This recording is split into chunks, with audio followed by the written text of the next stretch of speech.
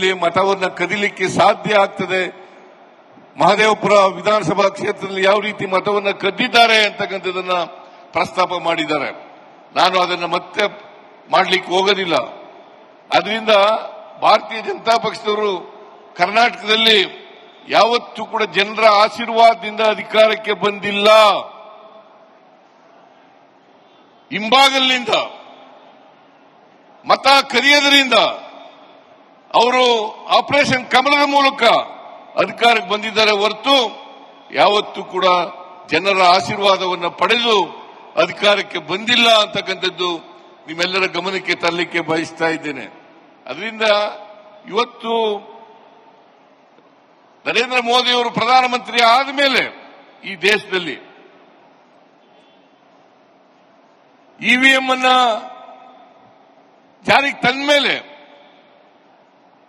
ಅದನ್ನ ದುರುಪಯೋಗ ಮಾಡ್ಕೊಳ್ತಕ್ಕಂಥದ್ದು, ಇವಿಎಂ ಅನ್ನ ಮತ್ತೆ ಮತ ಗಳಿಸ್ತಕ್ಕಂಥದ್ದು, ಮತ ಕಳ್ತನ ಮಾಡ್ತಕ್ಕಂಥದ್ದು, ಈ ಮೂಲಕ ಆಪರೇಷನ್ ಕಮಲವನ್ನು ಮಾಡ್ತಕ್ಕಂಥದ್ದು, ಈ ಮೂಲಕ ಅಧಿಕಾರಕ್ಕೆ ಬರತಕ್ಕಂಥ ಪ್ರಯತ್ನವನ್ನು ಮಾಡ್ತಾ ಇದ್ದಾರೆ. ಇದು ಬರೀ ಕರ್ನಾಟಕದಲ್ಲಿ ಅಷ್ಟೇ ಅಲ್ಲ, ಇಡೀ ದೇಶದಲ್ಲಿ ನಡೆದಿರ್ತಕ್ಕಂಥ ವಿಚಾರ. ಹಾಗಾಗಿ ಈ ಹಿಂಬಾಗಲಿನಿಂದ ಭಾರತೀಯ ಜನತಾ ಪಕ್ಷದವರು ಅಧಿಕಾರಕ್ಕೆ ಬರತಕ್ಕಂಥದ್ದು. ಕಳೆದ ಲೋಕಸಭಾ ಚುನಾವಣೆಯಲ್ಲಿ ನರೇಂದ್ರ ಮೋದಿ ಅವರು ಬಹುಮತವನ್ನು ಗಳಿಸಿರಲಿಲ್ಲ, ಅವರ ಎನ್ಡಿಎ ಕೂಡ ಬಹುಮತವನ್ನು ಗಳಿಸಿರಲಿಲ್ಲ. ಸುಮಾರು 60, 70, 80 ಕ್ಷೇತ್ರಗಳಲ್ಲಿ ಈ ರೀತಿಯಾದ ಮೋಸವನ್ನು ಮಾಡಿ ಅಧಿಕಾರಕ್ಕೆ ಬಂದಿರತಕ್ಕಂಥದ್ದು ಅಂತಕ್ಕಂಥ ಮಾತುಗಳನ್ನು ಹೇಳಲಿಕ್ಕೆ ಬಯಸ್ತಾ ಇದ್ದೇನೆ. ಅದರಿಂದ ನರೇಂದ್ರ ಮೋದಿ ಅವರಿಗೆ ಅಧಿಕಾರದಲ್ಲಿ ಇರಲಿಕ್ಕೆ ಯಾವುದೇ ನೈತಿಕ ಹಕ್ಕಿಲ್ಲ ಅಂತಕ್ಕಂಥ ಮಾತುಗಳನ್ನು ಹೇಳಲಿಕ್ಕೆ ಬಯಸ್ತಾ ಇದ್ದೇನೆ. ಅದರಿಂದ ನರೇಂದ್ರ ಮೋದಿ ಅವರು ಕೂಡಲೇ ರಾಜೀನಾಮೆ ಕೊಡಬೇಕು.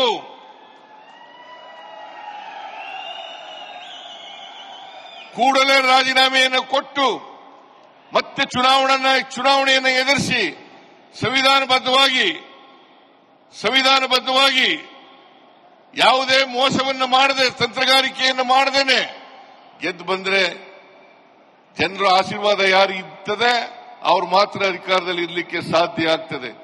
ಈ ಎಲೆಕ್ಷನ್ ಚುನಾವಣಾ ಆಯೋಗ ಇದೆಯಲ್ಲ, ಅದು ಒಂದು ಬಿಜೆಪಿಯ ಬ್ರಾಂಚ್ ಆಫೀಸ್ ತರ ಕೆಲಸ ಮಾಡಲಿಕ್ಕೆ ಪ್ರಾರಂಭ ಮಾಡಿದೆ. ಬಿಜೆಪಿಯ ಬ್ರಾಂಚ್ ಆಫೀಸ್, ಅಲ್ಲಿರ್ತಕ್ಕಂಥವ್ರೆಲ್ಲರೂ ಕೂಡ ಬಿಜೆಪಿ ಏನು ಹೇಳ್ತದೆ ಅದನ್ನೇ ಮಾಡ್ತಕ್ಕಂಥ ಕೆಲಸವನ್ನ ಮಾಡ್ತಾರೆ. ಹಾಗೆ ಇದನ್ನ ತಾವೆಲ್ಲ ತಿಳ್ಕೋಬೇಕಾಗ್ತದೆ. ಅದಕ್ಕೋಸ್ಕರ ಇವತ್ತು ಸೆಂಟ್ರಲ್ ಎಲೆಕ್ಷನ್ ಕಮಿಷನ್ ಅದರ ವಿರುದ್ಧ ಇಲ್ಲಿ ಚೀಫ್ ಎಲೆಕ್ಷನ್ ಕಮಿಷನರ್, ರಾಜ್ಯ ಮಟ್ಟದ ಎಲೆಕ್ಷನ್ ಚುನಾವಣಾ ಆಯೋಗ ಇವುಗಳ ವಿರುದ್ಧವಾಗಿ ಇವತ್ತು ಪ್ರತಿಭಟನೆಯನ್ನು ಇಲ್ಲಿಂದ ಪ್ರಾರಂಭವಾಗಿದೆ. ಇದು ಇಡೀ ದೇಶದಲ್ಲಿ ರಾಹುಲ್ ಗಾಂಧಿಯವರು ಈ ವಿಚಾರವನ್ನ ಎತ್ತಿಕೊಂಡು ಮತವನ್ನು ಕದಿಲಿಕ್ಕೆ ಸಾಧ್ಯ ಆಗ್ತದೆ. ಮಹದೇವಪುರ ವಿಧಾನಸಭಾ ಕ್ಷೇತ್ರದಲ್ಲಿ ಯಾವ ರೀತಿ ಮತವನ್ನು ಕದ್ದಿದ್ದಾರೆ ಅಂತಕ್ಕಂಥದನ್ನ ಪ್ರಸ್ತಾಪ ಮಾಡಿದ್ದಾರೆ. ನಾನು ಅದನ್ನು ಮತ್ತೆ ಮಾಡಲಿಕ್ಕೆ ಹೋಗೋದಿಲ್ಲ. ಅದರಿಂದ ಭಾರತೀಯ ಜನತಾ ಪಕ್ಷದವರು ಕರ್ನಾಟಕದಲ್ಲಿ ಯಾವತ್ತೂ ಕೂಡ ಜನರ ಆಶೀರ್ವಾದದಿಂದ ಅಧಿಕಾರಕ್ಕೆ ಬಂದಿಲ್ಲ. ಹಿಂಬಾಗಲಿನಿಂದ ಮತ ಕದಿಯೋದ್ರಿಂದ ಅವರು ಆಪರೇಷನ್ ಕಮಲದ ಮೂಲಕ ಅಧಿಕಾರಕ್ಕೆ ಬಂದಿದ್ದಾರೆ ಹೊರತು ಯಾವತ್ತೂ ಕೂಡ ಜನರ ಆಶೀರ್ವಾದವನ್ನು ಪಡೆದು ಅಧಿಕಾರಕ್ಕೆ ಬಂದಿಲ್ಲ ಅಂತಕ್ಕಂಥದ್ದು ನಿಮ್ಮೆಲ್ಲರ ಗಮನಕ್ಕೆ ತರಲಿಕ್ಕೆ ಬಯಸ್ತಾ ಇದ್ದೇನೆ. ಅದರಿಂದ ಇವತ್ತು ನರೇಂದ್ರ ಮೋದಿ ಅವರು ಪ್ರಧಾನಮಂತ್ರಿ ಆದ ಮೇಲೆ ಈ ದೇಶದಲ್ಲಿ ಇವಿಎಂ ಅನ್ನ ಜಾರಿಗೆ ತಂದ ಮೇಲೆ ಅದನ್ನ ದುರುಪಯೋಗ ಮಾಡ್ಕೊಳ್ತಕ್ಕಂಥದ್ದು, ಇವಿಎಂ ಅನ್ನ ಮತ್ತೆ ಮತ ಗಳಿಸ್ತಕ್ಕಂಥದ್ದು, ಮತ ಕಳ್ತನ ಮಾಡ್ತಕ್ಕಂಥದ್ದು, ಈ ಮೂಲಕ ಆಪರೇಷನ್ ಕಮಲವನ್ನು ಮಾಡ್ತಕ್ಕಂಥದ್ದು, ಈ ಮೂಲಕ ಅಧಿಕಾರಕ್ಕೆ ಬರತಕ್ಕಂಥ ಪ್ರಯತ್ನವನ್ನು ಮಾಡ್ತಾ ಇದ್ದಾರೆ. ಇದು ಬರೀ ಕರ್ನಾಟಕದಲ್ಲಿ ಅಷ್ಟೇ ಅಲ್ಲ, ಇಡೀ ಮತವನ್ನು ಕದಿಲಿಕ್ಕೆ ಸಾಧ್ಯ ಆಗ್ತದೆ. ಮಹದೇವಪುರ ವಿಧಾನಸಭಾ ಕ್ಷೇತ್ರದಲ್ಲಿ ಯಾವ ರೀತಿ ಮತವನ್ನು ಕದ್ದಿದ್ದಾರೆ ಅಂತಕ್ಕಂಥದನ್ನ ಪ್ರಸ್ತಾಪ ಮಾಡಿದ್ದಾರೆ. ನಾನು ಅದನ್ನು ಮತ್ತೆ ಮಾಡಲಿಕ್ಕೆ ಹೋಗೋದಿಲ್ಲ.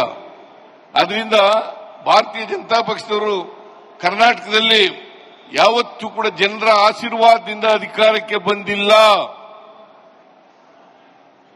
ಹಿಂಬಾಗಲಿನಿಂದ ಮತ ಕದಿಯೋದ್ರಿಂದ ಅವರು ಆಪರೇಷನ್ ಕಮಲದ ಮೂಲಕ ಅಧಿಕಾರಕ್ಕೆ ಬಂದಿದ್ದಾರೆ ಹೊರತು ಯಾವತ್ತೂ ಕೂಡ ಜನರ ಆಶೀರ್ವಾದವನ್ನು ಪಡೆದು ಅಧಿಕಾರಕ್ಕೆ ಬಂದಿಲ್ಲ ಅಂತಕ್ಕಂಥದ್ದು ನಿಮ್ಮೆಲ್ಲರ ಗಮನಕ್ಕೆ ತರಲಿಕ್ಕೆ ಬಯಸ್ತಾ ಇದ್ದೇನೆ. ಅದರಿಂದ ಇವತ್ತು ನರೇಂದ್ರ ಮೋದಿ ಅವರು ಪ್ರಧಾನಮಂತ್ರಿ ಆದಮೇಲೆ ಈ ದೇಶದಲ್ಲಿ ಇವಿಎಂ ಅನ್ನ ಜಾರಿಗೆ ತಂದ ಮೇಲೆ ಅದನ್ನ ದುರುಪಯೋಗ ಮಾಡ್ಕೊಳ್ತಕ್ಕಂಥದ್ದು, ಇವಿಎಂ ಅನ್ನ ಮತ್ತೆ ಮತ ಕಳ್ತನ ಮಾಡ್ತಕ್ಕಂಥದ್ದು, ಈ ಮೂಲಕ ಆಪರೇಷನ್ ಕಮಲವನ್ನು ಮಾಡ್ತಕ್ಕಂಥದ್ದು, ಈ ಮೂಲಕ ಅಧಿಕಾರಕ್ಕೆ ಬರತಕ್ಕಂಥ ಪ್ರಯತ್ನವನ್ನು ಮಾಡ್ತಾ ಇದ್ದಾರೆ. ಇದು ಬರೀ ಕರ್ನಾಟಕದಲ್ಲಿ ಅಷ್ಟೇ ಅಲ್ಲ, ಇಡೀ ದೇಶದಲ್ಲಿ ನಡೆದಿರ್ತಕ್ಕಂಥ ವಿಚಾರ. ಹಾಗಾಗಿ ಈ ಹಿಂಬಾಗಲಿನಿಂದ ಭಾರತೀಯ ಜನತಾ ಪಕ್ಷದವರು ಅಧಿಕಾರಕ್ಕೆ ಬರತಕ್ಕಂಥದ್ದು. ಕಳೆದ ಲೋಕಸಭಾ ಚುನಾವಣೆಯಲ್ಲಿ ನರೇಂದ್ರ ಮೋದಿ ಅವರು ಬಹುಮತವನ್ನು ಗಳಿಸಿರಲಿಲ್ಲ, ಅವರ ಎನ್ಡಿಎ ಕೂಡ ಬಹುಮತವನ್ನು ಗಳಿಸಿರಲಿಲ್ಲ. ಸುಮಾರು 60, 70, 80 ಕ್ಷೇತ್ರಗಳಲ್ಲಿ ಈ ರೀತಿಯಾದ ಮೋಸವನ್ನು ಮಾಡಿ ಅಧಿಕಾರಕ್ಕೆ ಬಂದಿರತಕ್ಕಂಥದ್ದು ಅಂತಕ್ಕಂಥ ಮಾತುಗಳನ್ನು ಹೇಳಲಿಕ್ಕೆ ಬಯಸ್ತಾ ಇದ್ದೇನೆ.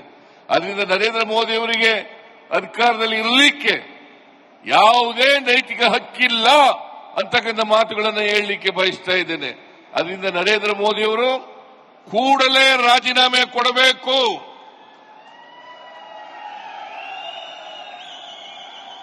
ಕೂಡಲೇ ರಾಜೀನಾಮೆಯನ್ನು ಕೊಟ್ಟು ಮತ್ತೆ ಚುನಾವಣೆಯನ್ನು ಎದುರಿಸಿ ಸಂವಿಧಾನಬದ್ಧವಾಗಿ ಯಾವುದೇ ಮೋಸವನ್ನು ಮಾಡದೆ, ತಂತ್ರಗಾರಿಕೆಯನ್ನು ಮಾಡದೇನೆ ಗೆದ್ದು ಬಂದ್ರೆ ಜನರ ಆಶೀರ್ವಾದ ಯಾರು ಇರ್ತದೆ ಅವ್ರು ಮಾತ್ರ ಅಧಿಕಾರದಲ್ಲಿ ಇರಲಿಕ್ಕೆ ಸಾಧ್ಯ ಆಗ್ತದೆ. ಈ ಎಲೆಕ್ಷನ್ ಚುನಾವಣಾ ಆಯೋಗ ಇದೆಯಲ್ಲ, ಅದು ಒಂದು ಬಿಜೆಪಿಯ ಬ್ರಾಂಚ್ ಆಫೀಸ್ ತರ ಕೆಲಸ ಮಾಡಲಿಕ್ಕೆ ಪ್ರಾರಂಭ ಮಾಡಿದೆ. ಬಿಜೆಪಿಯ ಬ್ರಾಂಚ್ ಆಫೀಸ್ ಅಲ್ಲಿರ್ತಕ್ಕಂಥವ್ರು ಎಲ್ಲರೂ ಕೂಡ ಬಿಜೆಪಿ ಏನು ಹೇಳ್ತದೆ ಅದನ್ನೇ ಮಾಡ್ತಕ್ಕಂಥ ಕೆಲಸವನ್ನ ಮಾಡ್ತಾರೆ. ಹಾಗೆ ಇದನ್ನ ತಾವೆಲ್ಲ ತಿಳ್ಕೋಬೇಕಾಗ್ತದೆ.